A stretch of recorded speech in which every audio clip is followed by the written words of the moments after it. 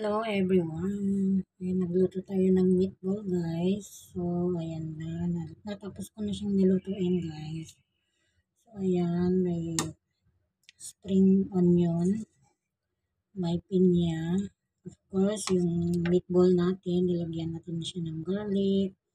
Minced garlic at minced red onion sa may carrot na din siya guys. At nilagyan ko siya ng sauce na tomato sauce. Ayan, saka ketchup.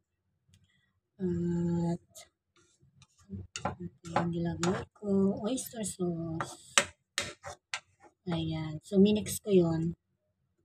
Then, naggisa tayo ng minced garlic, red onion na square. So, ayan,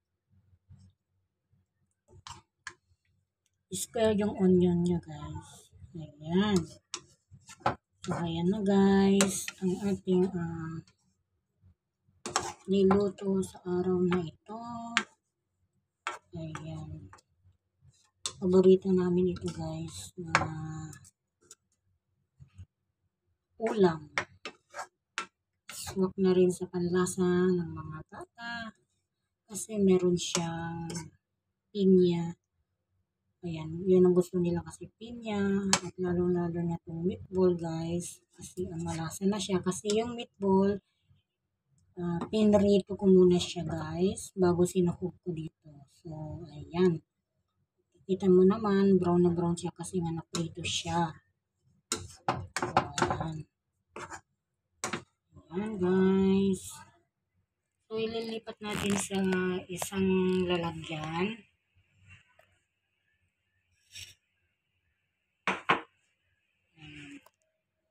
Lipat natin sa isang lalagyan guys.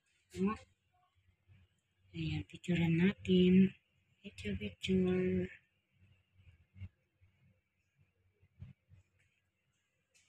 Ang ganda yan. Ang gulo dito. I-lights natin siya. Lights on.